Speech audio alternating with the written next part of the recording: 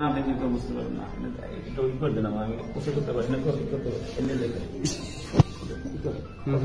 আসসালামু আলাইকুম দর্শক, মাহফিলের ভিতরে ইসকনের বিরুদ্ধে কথা বলায় এবার হুজুরের মাদ্রাসার ভিতরে ঢুকে হুজুরকে কঠিন ভাবে জখম করেছে এই ইসকনের দোসররা। দর্শক, কত বড় সাহস এই ইসকনের দোসরদের। দর্শক, আজকের ভিডিওটা বেশি বেশি শেয়ার করে দিয়ে যারা এই ঘটনা ঘটিয়েছে তাদেরকে বিচারের আওতায় আনুন। দর্শক, যে হুজুরকে কঠিন ভাবে জখম করেছে এই ইসকনের দোসররা, দর্শক সেই হুজুরের মুখ থেকে আপনারা কথাগুলি শুনতে পাবেন। সাথে সাথে এই ইসকন যে কতটা ভয়ঙ্কর সেই বিষয় নিয়ে একটি গুরুত্বপূর্ণ প্রতিবেদন আমি আপনাদেরকে দেখাবো এবং এই ইসকনকে নিয়ে মিজানুর রহমান আজহারী হুজুর কি বলেছে সেটা আপনারা দেখতে পাবেন। তাই দর্শক ভিডিওটি সম্পূর্ণ দেখবেন এবং বেশি বেশি শেয়ার করে অন্যকে দেখার সুযোগ করে দিবেন। চলুন দর্শক, আমরা সর্বপ্রথম ভিডিওগুলি দেখে আসি। শিক্ষার্থী ভর্তি করবো এই কথা কইলে আমার ওখানে আসছে চারজন মেম্বার হলে ছেলে, তার ছেলে বলছে যে আমি একজন মেয়েকে ভর্তি আমার এই কন্ট্রো ছিল, আমারও আমার সেভ নাই, মোবাইল সেভ নাই। ছেলের নামটা জানেন? ছেলের নাম হলো রিফা। পরে আমি কইছি ঠিক আছে নিয়ে আসেন। পরে দেখি যে পরে ফেস দেখলাম যে আমি আবার ক্যামেরাতে দেখতেছি। ওরা বলার পরে আবার একজনে আমার ইনফরমেশন দিল যে হুজুর মাহফিলে কি হয়েছে, আপনার তা ওরা আক্রমণ করতে পারে এই কথা বলবো। মানে আপনি একটা সতর্ক দিচ্ছেন? জি, সতর্ক দিচ্ছে। পরে আমি আর ক্যামেরার আওতায় রয়েছি, আমার অফিস রয়েছি। পরে বলে যে ভাই আমি তো ভর্তি করবো, তাহলে আসেন বাইরে আসেন। আমি না তোমরা ভিতরে আসো, বাইরে যাবে কেন, ভিতরে আসো। পরে ভিতরে আসছে, ভিতরে আসে ওরা আবার দেখতেছে সাথে সাথে ওরা আবার এই সাথে আমি আবার শুনলাম পরে আমি আইসা বলছি আমি জানি আমার সাহস আছে, আমার কেউ কিছু করে পাবো না, সিসি ক্যামেরা আছে, যদি আমি ওরা যদি কিছু করে ওরা ই করবো।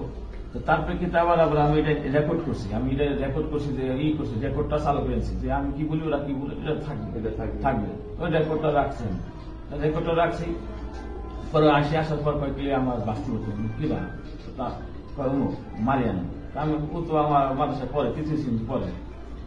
তারপরে কয়েকলি তো কালকে আমার আব্বার কি করছে অনেকগুলি এখানে করে আমি খাইতে পারি। পরবর্তীতে যখন কি ও মারছে, তারপর সজল ওখানে আবার আবাসিক মাদ্রাসা তো চলা আসলো, তারপর লাঠি আসলে বাইরে সাথে যে সজল গেছিল, সজল হলো পরে আসছে ওই একসাথে বাইরে আসবে, গেটের বাইরে আরো পোলাহানা ছিল, গেটের বাইরে আসছে। গেটের বাইরে থেকে ও পিঠে যায় আমার না দেখলে তো বুঝতে পারবেন না, এটা ওই করে দিলাম আমি পোষে করতে পারি না, কত এনে লেখা।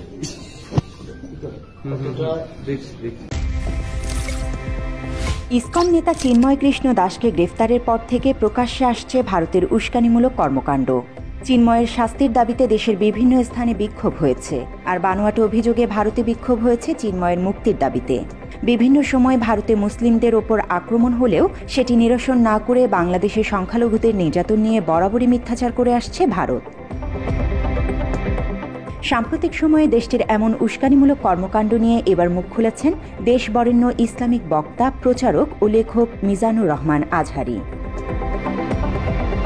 সামাজিক যোগাযোগ মাধ্যম ফেসবুকে নিজের ভেরিফাইড অ্যাকাউন্ট থেকে রবিবার ভারতের উস্কানিমূলক কর্মকাণ্ড নিয়ে একটি স্ট্যাটাস দিয়েছেন মিজানুর রহমান আজহারী। পোস্টটিতে এই বক্তা লিখেছেন, মসজিদ ভেঙে মন্দির নির্মাণ করা দেশ ভারত বাংলাদেশকে সাম্প্রদায়িক সম্প্রীতির সবক দিচ্ছে।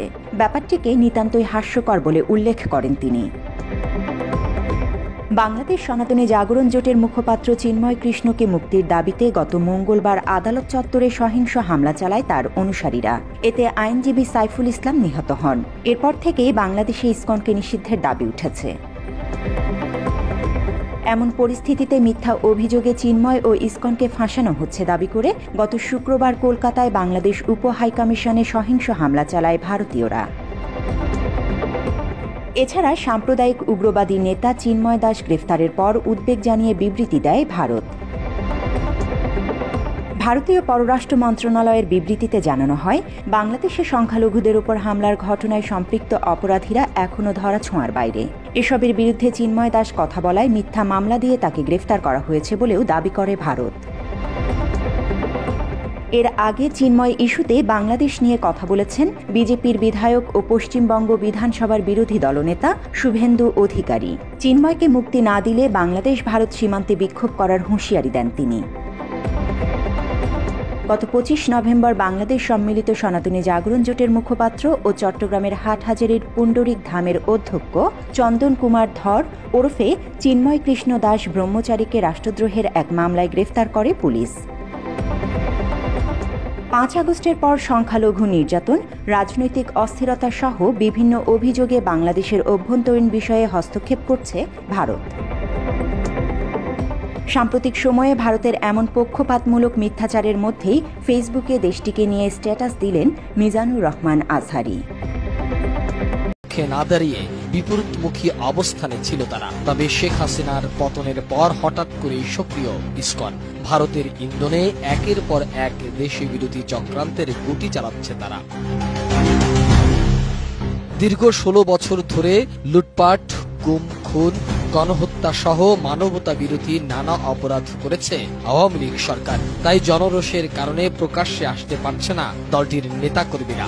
আর এই কারণেই আড়ালে থেকে একের পর এক দেশ বিরোধী ষড়যন্ত্রের কলকাঠি নাড়ছে ফেসিবাদের দোসররা। ইতিমধ্যে আনসার লীগ, রিকশা লীগ, বিশ্ববিদ্যালয় লীগ, গার্মেন্টস লীগ, দাবি দেওয়া লীগ, 16 বছরের বর্জিত লীগ সহ নানা রূপে প্রতি বিপ্লবের চেষ্টা করে ব্যর্থ হয়েছে তারা। এসব করে সাধারণ মানুষের জনজীবন অতিষ্ঠ করে তোলে আওয়ামী লীগ। সবশেষ 25 নভেম্বর সারা দেশ থেকে কিস্তি লীগের সদস্যদের এনে শাহবাগে সমাবেশ করতেও ব্যর্থ হয় তারা। গণ অভ্যুত্থানে পরাজয়ের পর প্রথম থেকেই হিন্দুদের নিয়ে গভীর এক ষড়যন্ত্র করতে থাকে আওয়ামী লীগ। অন্তর্বর্তী সরকারকে অস্থিতিশীল করতে সাম্প্রদায়িক দাঙ্গা বাঁধানোর যে কয়টি প্রচেষ্টা করা হয়েছে তার পিছনে বিতর্কিত ইসকন নেতা চিন্ময় কৃষ্ণ দাস ব্রহ্মচারীর সরাসরি ইন্ধন রয়েছে বলে তথ্য আছে গোয়েন্দা সংস্থাগুলোর কাছে।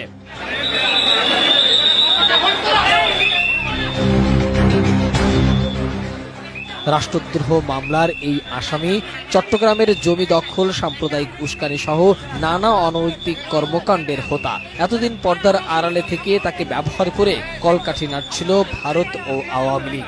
25 নভেম্বর রাষ্ট্রদ্রোহ মামলায় তাকে আটক করলে সঙ্গে সঙ্গে প্রতিবাদী বিবৃতি দেয় ফেসিবাদী আওয়ামী লীগ। প্রকাশ্যে এই হঠকারী বিবৃতির মাধ্যমে আওয়ামী লীগের মুসলিম ও দেশবিরোধী ষড়যন্ত্রের মুখোশ উন্মোচন হয়েছে বলে মনে করছেন নেটিজেনরা। বাংলাদেশ আওয়ামী লীগের প্রেসিডিয়াম সদস্য জাহাঙ্গীর কবির নানক সোমবার এক বিবৃতিতে চিন্ময় কৃষ্ণ দাসকে গ্রেপ্তারের তীব্র নিন্দা ও প্রতিবাদ জানিয়ে এবং অনতিবিলম্বে তার মুক্তির দাবি করেছেন। চট্টগ্রামের হাজারী গলিতে সাম্প্রদায়িক দাঙ্গা সৃষ্টির অপচেষ্টার অংশ হিসাবে সহিংসতা, সেনা সদস্য ও পুলিশ বাহিনীর সদস্যদের উপর ভয়ঙ্কর অ্যাসিড হামলার নেপথ্যের ভূমিকার অভিযোগ রয়েছে এই ইসকন নেতার বিরুদ্ধে। এর আগে চট্টগ্রামের নিউ মার্কেট চত্বরে মুক্তমঞ্চে ছাত্র জনতার উড়ানো জাতীয় পতাকার উপর গেরুয়া পতাকা উড়িয়ে অবমাননা করে দেশের স্বাধীনতা, সার্বভৌমত্ব ও জাতীয় অখণ্ডতাকে অস্বীকার করার মতো অপরাধ করেছে বলে অভিযোগ রয়েছে ইসকনের এই নেতার।